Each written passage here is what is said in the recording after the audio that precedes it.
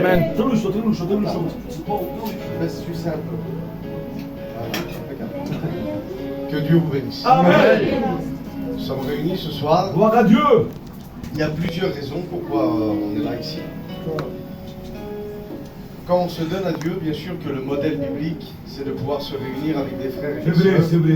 autour de sa parole, pour chanter des cantiques, pour essayer de comprendre ce que Dieu veut pour notre vie.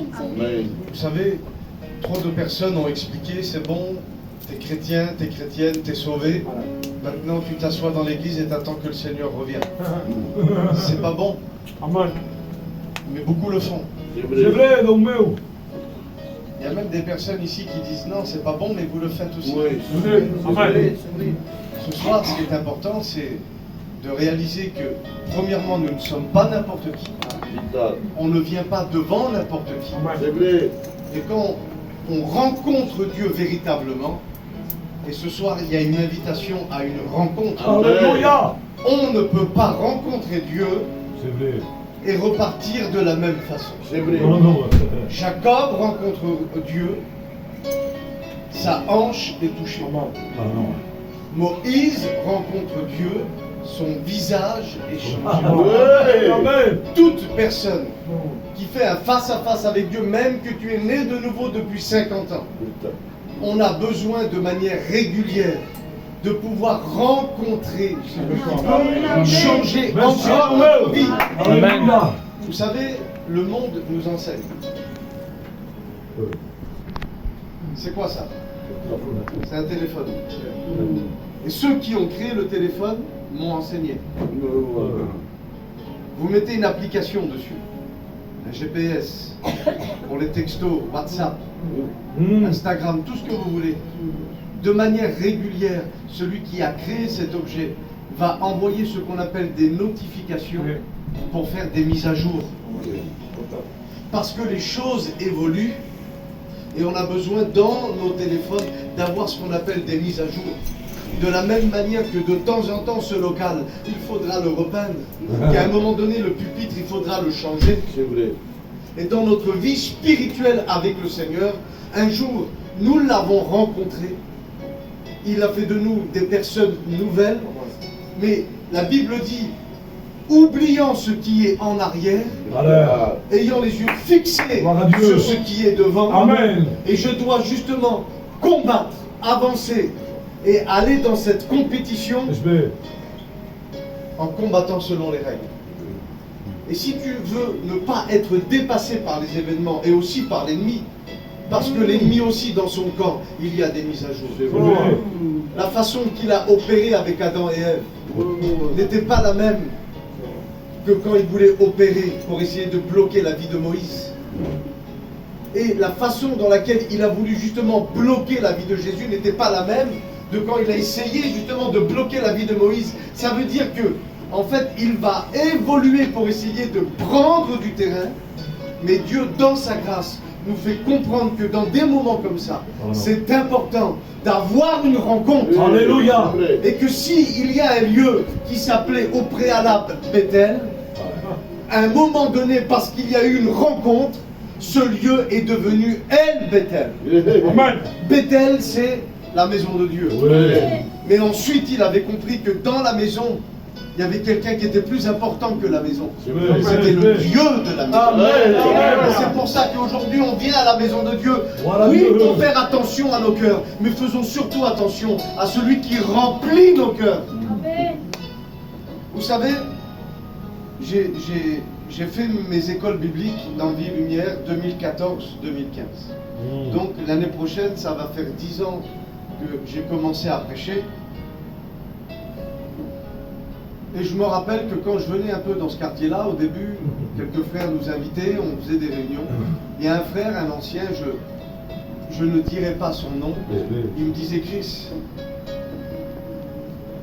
prêche Jésus, prêche la croix, fais un appel. Il dit, de toute façon, comprennent rien. Il dit, sois pas compliqué. Des fois, on veut les messages, on veut faire avancer l'église. Ils ne comprennent rien. Prêche simple comme ça. Et dans mon cœur, je me suis dit, cet homme-là, même que ça avait l'air d'être un homme béni, il avait été roulé par le diable. Parce que ce n'est pas parce que les choses ne changent pas qu'il ne faut pas espérer qu'un jour les choses peuvent changer. Et ce n'est pas parce que toi tu n'arrives pas à faire en sorte que les choses changent que Dieu ne peut pas envoyer quelqu'un pour que les choses elles changent. Et moi je suis venu ce soir, pas pour être un fonctionnaire, pour dire voilà je vais lui faire plaisir. Non, je suis venu parce que j'ai un message. Et le message, c'est pas quelque chose qui est ici, c'est quelque chose que je vis. Je ne prends pas de Bible parce qu'en réalité, écoutez bien, l'évangile ne se trouve pas dans la Bible. Comprenez ce que je veux dire? Elle se trouve en moi. Amen. Elle se trouve en toi. Voilà Dieu. Vous savez quand Pierre arrive devant ce paralytique, devant la porte de la belle, il ne vient pas en lui disant, tu sais, il y avait un gars, il s'appelait Bartimée dans la Bible. Son nom voulait dire ça, et parce que ça. Non. Il lui a dit, écoute, moi j'ai pas d'or et d'argent à te donner, de toute façon c'est pas ça dont tu as besoin. Et si tu as besoin d'autre chose, alors regarde-moi. La Bible dit que cet homme les a regardés s'attendant à recevoir quelque chose. Et c'est l'attitude qu'il faut avoir dans une réunion, s'attendre à recevoir quelque chose. Amen. Et il a dit, ce que j'ai, je te le donne maintenant dans le nom de Jésus. Alléluia. Et qu'est-ce qu'il lui a donné? Il lui a donné la présence de Dieu. Amen. Et j'aimerais qu'on puisse lire ce texte-là qui est ici, le psaume 91 et verset 14. Oui. Il est attaché à moi, dit le Seigneur. Amen, ouais. Qui est attaché au Seigneur ici? Amen, amen. Lève ta main, tu as le droit. Et c'est pour ça que le Seigneur va dire, parce qu'il est attaché à moi, ben je le mettrai à l'abri. Et je le protégerai, vous savez pourquoi? Voilà Dieu. Parce qu'il sait qui je suis. Vous savez, Dieu, dans son amour, tu as dit quelque chose, tu as dit que ni la hauteur, ni la largeur, ni la profondeur ne me séparera. Je vais vous dire quelque chose qui peut-être va vous choquer, mais qui doit vous faire réfléchir. Même le péché ne peut pas vous séparer de l'amour de Dieu.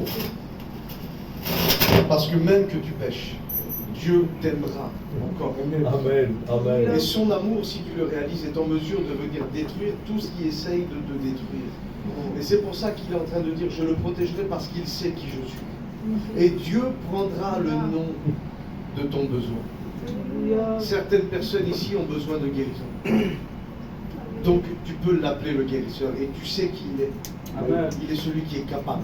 Amen. Tu peux l'appeler le libérateur. Amen. Parce qu'il sait que tu sais qu'il est capable de libérer. Ça marche mieux. Écoutez une seconde ce que je dis. C'est important de comprendre qu'à partir de ce soir, les choses, même que ça fait 5, 10 ans, 15 ans, 20 ans que tu viens aux réunions, elles peuvent enfin changer. Elles peuvent enfin changer. Moi, je suis contre le fait de dire que dans les derniers temps, il y aura des temps difficiles. Même si la Bible le dit. La Bible expose quelque chose en disant oui que dans les derniers temps ça va être difficile, mais je vous pose une question. Ça va être difficile pour qui?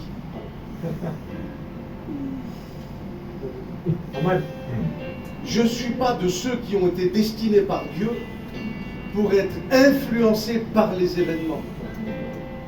Mais je suis de celui, et l'Église, elle est mandatée par Dieu, pas pour se laisser influencer, mais pour influencer.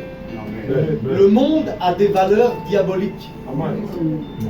C'est pour ça qu'il dit que dans les derniers temps, il y aura des jours difficiles. Pourquoi? Parce que le diable est descendu, animé d'une grande colère, sachant qu'il lui reste peu de temps. Mais bien sûr que nous sommes dans un temps favorable pour le diable et que le péché est en train d'abonder. Mais là où le péché abonde, écoutez bien, la grâce de Dieu se déploie, se multiplie et elle surabonde. Mais elle surabonde par qui?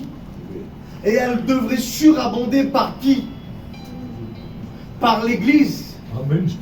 Par nous. Quand Jésus dit, vous êtes la lumière du monde et vous êtes le sel de la terre. Amen. Vous savez à quoi servait le sel à cette époque-là? À juger. Il servait à juger. Donc quand vous êtes le sel de la terre, nous avons la capacité à travers notre attitude et nos paroles de juger les actions du diable et de rendre les actions du diable, écoutez bien, complètement inactifs. Amen. Et de faire de nos foyers, de nos églises, de nos quartiers, écoutez bien, des zones d'interdiction où les puissances des ténèbres ne pourraient pas venir atterrir. Et ça, ce n'est pas réservé à une catégorie spéciale d'apôtres. Ceux qui étudient la Bible et qui ont étudié la vie des apôtres, on pourrait venir vers le Seigneur en lui disant « Tu t'es trompé dans le casting. » Lui, il veut envoyer le feu sur les Samaritains, là. Pierre, il est en train de parler, et Jésus, il est obligé de chasser le démon qui est en train d'influencer Pierre.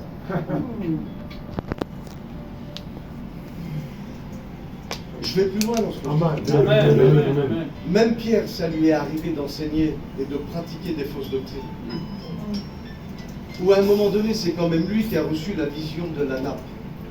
Ça veut dire quoi? Ça veut dire qu'il a eu la révélation dans son cœur que même ceux qui n'étaient pas juifs pouvaient recevoir le salut. Et à un moment donné, il est à Antioche, le livre des Galates nous le dit, il est en train de manger avec des chrétiens non juifs, et d'un seul coup, il y a des juifs qui arrivent. Vous savez ce qu'il fait? Il se sauve. Et non seulement son attitude a séduit des juifs qui étaient là, mais a séduit aussi l'apôtre Barnabas qui était là. À un moment donné, cet homme-là a été pris par l'hypocrisie. Alors qu'est-ce qu'il faut faire? Et je reviens sur ce que je disais tout à l'heure. Parce qu'il y a des moments, les choses, elles n'évoluent pas. Parce qu'à ce moment-là, cet homme a été hypocrite. Et bien ça veut dire qu'il faut tout laisser tomber. Et puis allez, je jette l'éponge. Seigneur, je vais aller dans mon petit coin. Je vais prier. Je vais me maintenir dans la sainteté. Et puis, viens me chercher. Non. Ça ne devrait pas fonctionner comme ça. Et comme son serviteur l'a dit tout à l'heure, il y a plus de joie à donner qu'à recevoir. Amen. Est-ce que tu te rappelles quand tu as reçu le Seigneur? La joie qui est venue s'installer dans ta vie. Quand tu avais reçu ta guérison. Quand tu as reçu la première fois la possibilité de pouvoir parler en langue. Imagine-toi la joie qui t'a envahi. Et il y a une joie qui est supérieure. C'est quand tu commences à donner. Alors bien sûr, tout à l'heure on a pris ça pour les finances, mais quand tu commences toi à te donner pour l'œuvre de Dieu. Avec mon foyer, nous avons décidé de se donner, mais de faire un pas supplémentaire. C'est véritablement de s'abandonner. Et c'est là justement qu'on va rentrer dans quelque chose, et la promesse elle est là, je te protégerai, parce qu'il sait qui je suis. Et quand tu sais qui il est, écoute bien, tu ne cherches plus la bénédiction, mais tu le cherches à lui. Parce que tu comprends qu'en réalité, la bénédiction est attachée à lui. Mais quand tu prends une bénédiction, tu n'as pas pris Dieu, tu as pris quelque chose qui vient de Dieu. Mais si tu prends Dieu, eh ben, tu auras la bénédiction qui est attachée de manière systématique. C'est pour ça, aujourd'hui, moi je vous invite à réfléchir, à entrer en vous-même. Faites quoi ici? La gloire au Seigneur. Qu'est-ce qu'on fait? On chante, on prie. Bon, c'est déjà bien. Mais c'est quoi les objectifs? Qui tu vas aller évangéliser dans la société? Tu as des blocages dans ta vie. D'accord? Mais parce que tu n'as pas envie d'aller pardonner, parce qu'on t'a fait du mal. Ben, ne prie pas ce soir. Pose l'offrande de ton cœur et va te réconcilier, que tu aies tort ou que tu aies raison. Amen. Je vais plus loin. Il y a des personnes en Christ qui sont malades parce que vous n'avez pas confessé vos péchés. Parce que vous n'avez pas demandé pardon ou parce que vous n'avez pas accepté le pardon. La Bible dit, confessez vos péchés les uns aux autres afin d'être guéris. Oui. Là, on ne parle pas à des gens qui ne connaissent pas Dieu ou qui ne sont pas censés connaître Dieu. Ça fait combien de temps que tu fais des réunions? 30 ans? En 30 ans, vous avez écouté combien d'heures de paroles? Alors que la Bible dit que on peut vivre des choses par la foi. Mais comment on fait pour pouvoir utiliser notre foi? Eh bien c'est simple. La foi vient de ce qu'on entend. Amen. T'en as pas assez entendu? Oui.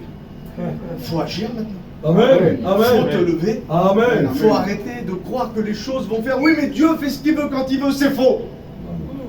Si Dieu fait ce qu'il veut quand il veut, je pose le micro. Et je prêche plus. Si Dieu fait ce qu'il veut quand il veut, quand il y a des malades qui arrivent, je prie pas pour lui. Dieu pourrait faire ce qu'il veut s'il voulait. Alléluia. Mais il ne veut pas. Pourquoi? Parce que sur la terre, écoutez bien, la terre n'est pas chez Dieu. Le psaume 115 nous dit que les cieux sont à l'Éternel, mais que la terre, il l'a donnée aux êtres humains. Et Satan est venu en Éden, dans le jardin, faire un hold-up, faire un braquage. Et il a pris, écoutez bien, ce qui n'était pas à lui, parce que c'est pas chez lui ici. Oui, cette terre de misère, arrêtez de dire ça. C'est une terre où on peut vivre des belles choses. Et si Dieu nous a placés ici, c'était pas pour que cette terre devienne la misère. Mais on a troqué les choses, et parce qu'on n'est pas capable de prendre nos responsabilités, alors oui, c'est la misère. Mais quand Dieu avait mis ce jardin, et qu'au milieu de ce jardin, il avait mis l'Éden, sa présence, qu'est-ce qu'il a fait ensuite? Il est venu planter Adam, et il est venu planter Ève. Et il a dit, dans cette présence, c'est ça, c'est la culture de sa présence. Je veux que vous puissiez vous établir, et voici les 4 règles qu'il donne d'entrée à Adam comme à Ève. Tu vas dominer, tu vas assujettir, tu vas multiplier. Il y a une capacité en nous. Mais nous, on se diminue, on est des pauvres gitans, et puis on n'a pas d'argent. Et alors? Christ en nous. Amen. L'espérance de la misère. Christ en nous, l'espérance de la gloire. Amen. Et c'est quoi la gloire? C'est la présence de Dieu qui se manifeste quand Dieu est d'accord. Amen. Amen. Et ensuite il dit, tu vas pouvoir nommer. Ça veut dire que tout ce qu'il y a sur la terre, c'est l'être humain qui l'a nommé, c'est pas Dieu. Mais Dieu a dit à Adam, je vais faire passer toutes ces choses devant toi, et c'est toi qui vas les nommer. Vous imaginez la capacité qui réside en nous? Où on peut dire à cette montagne, non, non, non, non, non, non. Peut-être que certaines personnes ont dit que tu étais une montagne. Moi, je dis que tu es un grain de sable. Et je t'écrase. Peu importe la hauteur de ton problème, voici la clé. Vous direz. Il n'a pas dit vous regarderez. Il n'a pas dit vous penserez. Mais vous direz. Il y a une puissance de vie et de mort dans ce que nous allons prononcer. Je peux prononcer la mort sur la mort. Je peux prononcer la mort sur la maladie. Et je peux aussi prononcer la vie sur mon corps. La Bible dit que sa parole est un marteau qui brise les rocs. Amen. Il est un feu dévorant, et que quand Dieu envoie sa parole, il l'a envoyé afin de pouvoir nous sortir de la fosse et de pouvoir nous guérir, que ce soit des problèmes spirituels, que ce soit des problèmes de cœur ou dans l'âme, ou que ce soit des problèmes physiques. Mais aujourd'hui, la parole, elle est où? Elle est en nous. Amen. C'est pas la Bible. Les témoins de Jéhovah ont la Bible. Les catholiques ont la Bible. Plein de sorciers, je vous choque, font leurs incantations avec des versets détournés de la Bible. Écoutez ça. La Bible est venue avec un message. Il annonçait la venue du Messie. Mais quand Jésus est venu, il est venu avec un autre message. Il était venu annoncer la venue d'un royaume. Et ce royaume, c'est quoi? C'est la capacité de gouverner sur la terre de la même manière que Dieu gouverne dans les cieux. C'est pour ça que quand Jésus il prie, il dit, notre Père qui est aux cieux, que ton règne et que ta volonté qui se manifeste dans le ciel puisse se manifester maintenant sur la terre. Amen. En fait, c'est une prière pas pour demain. C'est une prière qui n'est pas pour après l'enlèvement. C'est une prière qui est pour maintenant. Amen. Et c'est quoi la fin de la prière? Délivre-nous du mal, parce qu'on a du mal à croire. Délivre-moi de ce péché. Délivre-moi de cette fausse croyance. Délivre-moi de ces choses qui me tiennent. Écoutez bien, le diable sait clairement qu'il ne peut pas annuler une parole que Dieu a dit sur votre vie. Donc vous savez comment il va s'y prendre? Il va envoyer des mauvais esprits pour créer des situations pour te faire peur, pour te faire douter, ou même pour essayer d'enlever de tes pensées ce que Dieu t'avait dit.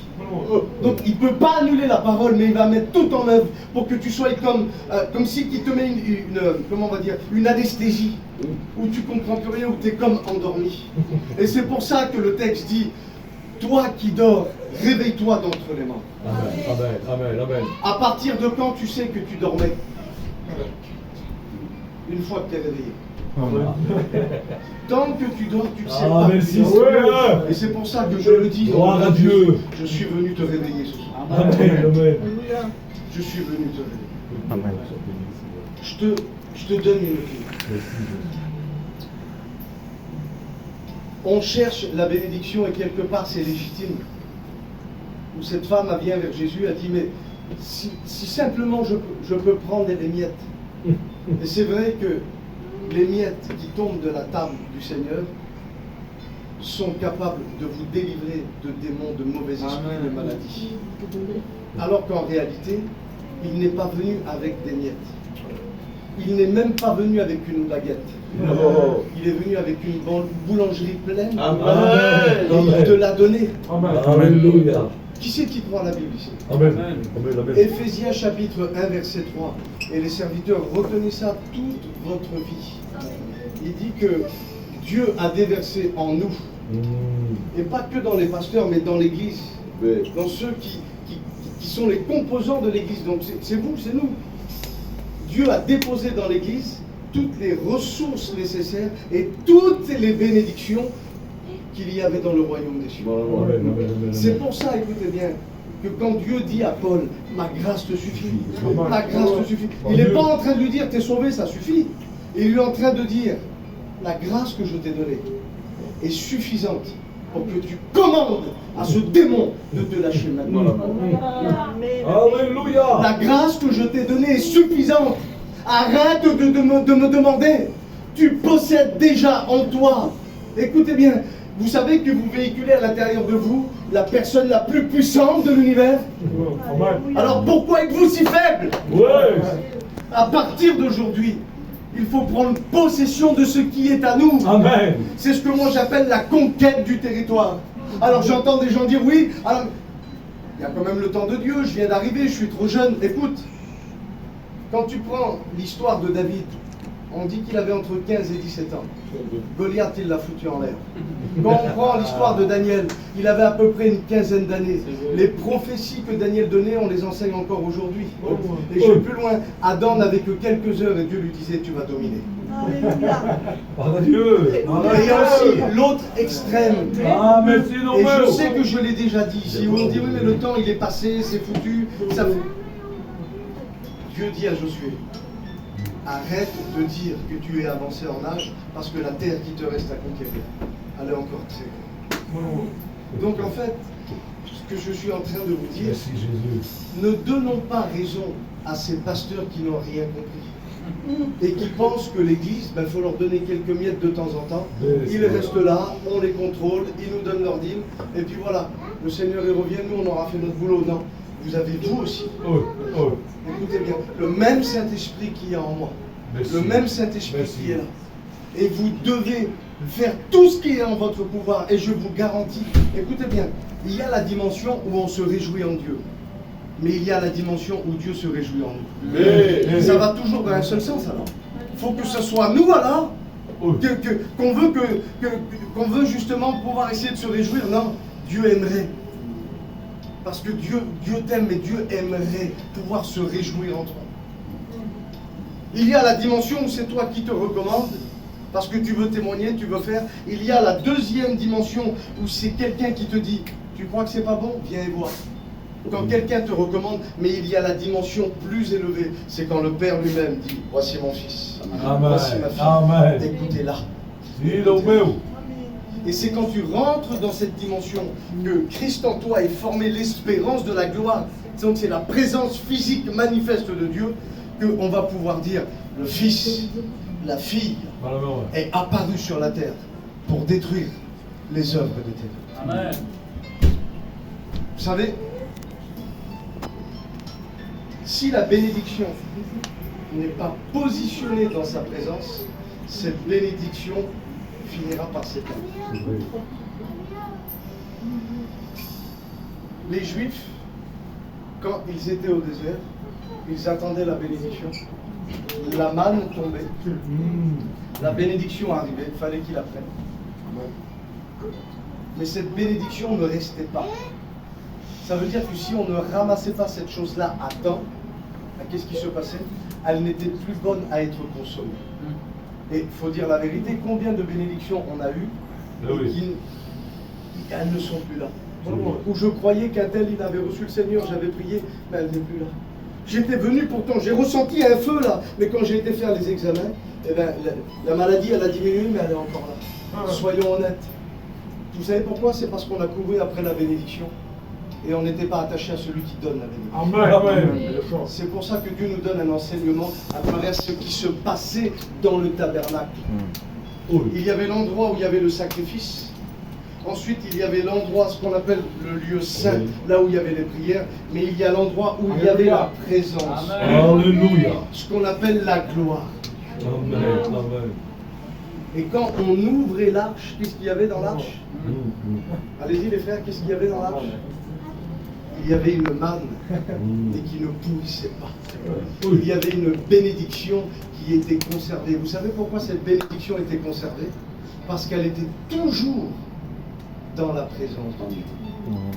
Et la bénédiction que tu reçois, si elle n'est pas positionnée en lui, c'est là.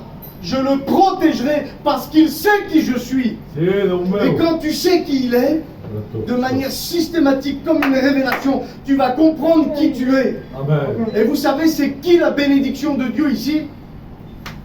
C'est moi. Amen. C'est toi. Amen. Et si on veut qu'on reste des bénédictions justement pour l'Église sur cette terre, il faut rester positionné, alléluia, dans la gloire de Dieu. Et être positionné dans la gloire de Dieu, vous savez c'est quoi? C'est de croire dans tout ce que Dieu a dit. Amen. Même des pasteurs qui ne croient pas en toi, c'est pas grave, lui croit en toi. Amen. Et si lui croit en toi, Amen. tu peux croire en toi. Amen. Qu'est-ce que tu vas faire? Eh oui. Vous savez, quand on dit Amen, je ne voudrais pas que ce soit un Amen qui tombe ici. Je voudrais que ce soit quelque chose qui résonne et qui t'accompagne dehors, qui t'accompagne chez toi. Et que quand je reviens ici dans 15 jours, j'entends toujours le Amen résonner. Amen. Celui que tu as dit, Amen. parce que tu as conservé cette chose-là. Alléluia. Amen. La gloire de Dieu, c'est la présence manifeste de Dieu. La gloire de Dieu, écoutez bien, c'est quand Dieu a approuvé quelque chose. Et quand je regarde quelle est la volonté de Dieu, quand l'apôtre Paul écrit, ce que Dieu veut, c'est que vous puissiez vivre de gloire en gloire. Il ne dit pas de déception en déception, Non. ou de gloire en déception, mais il dit de gloire en gloire. Amen. Et il ne le dit pas que 2 fois. En fait, il l'a écrit 2 fois parce qu'il n'a pas le temps. Mais c'est de gloire en gloire, en gloire, en gloire, Amen. en Amen. gloire et en gloire. Donc ce que je suis en train de vous dire, c'est oui, prenez soin de ce local. Oui, prenez soin de votre vie, de votre cœur. Mais ce qu'il faut impérativement faire, c'est prendre soin de votre relation avec Dieu. Et tu ne peux pas entrer dans cette relation avec Dieu et de dire non, le Seigneur m'a dit, c'est pas possible, c'est pas ton temps, non. Si le diable sait qu'il ne lui reste pas beaucoup de temps, eh ben, je crois moi que Dieu veut justement accélérer le processus que l'ennemi avait paralysé depuis des années. Que ce soit pour ta guérison, il y a des personnes ici, vous devez être guéris pas pour mieux marcher, mais pour témoigner. Amen. Il y a des personnes ici qui doivent reprendre le courage de dire non Seigneur, tu m'avais appelé à quelque chose de particulier. Mais même si les voix des hommes, les voix des ténèbres ont voulu me faire taire, la Bible dit que quand le malheureux ou quand le juste crie, et on crie à quel moment? Quand il y a du bruit. Des fois la voix du doute fait du bruit, la voix de l'incrédulité fait du bruit, la voix des hommes fait du bruit. Et c'est pour ça qu'il dit que l'Esprit du Fils en nous crie. Et Bartimée, qu'est-ce qu'il a fait? Beaucoup venaient pour le faire taire, il a crié plus fort. Qu'est-ce qui s'est passé? Le maître s'est arrêté, il a dit appelez-le, appelez-le, appelez-le. Et j'aimerais te dire ce soir que le Seigneur t'appelle, alléluia, à être une personne conquérante, un témoin, quelqu'un qui décide justement d'entrer dans son appel. L'église, celle-ci, devrait être déjà beaucoup trop petite. Et la foi, c'est quoi les frères? C'est déjà de trouver un local plus grand. Ça, c'est la foi. On n'a pas les finances, on n'aura peut-être pas les gens, c'est la foi. Ouais. Quand la foi est mise en action, Dieu justement attire les choses. Si Dieu donne la vision, il va amener la provision. Mais Amen. dans ce que je vous dis, vous êtes une église qui est ensemble. Et ce qui me touche ici, c'est que, bon, il y a du nouveau, il y a des gens qu'on voit plus, il y a des gens qu'on voit, mais il y a quand même un noyau qui est là, qui est fidèle. Et justement, Dieu peut bâtir avec ce noyau. Et Dieu honore la fidélité. Voilà Dieu, voilà Dieu. Si tu veux que Dieu exerce sa fidélité, eh ben, tu es dans le bon chemin parce que tu es en train d'être fidèle. Mais ose. La gloire va t'accompagner. Amen. Ose. Oui, mais Amen. j'ai peur que la manne, non. Là où la gloire se déplace, tu prends la manne et tu vas voir que ça va commencer. Alléluia. Voilà Dieu. On va prier ensemble. Amen. Amen. Je vais demander aux frères qui nous chantent un cantique. Amen, amen. Et pendant le temps de ce cantique, Merci Seigneur. j'aimerais que tu puisses entrer en Ah, merci toi-même. de ta parole, ton serviteur.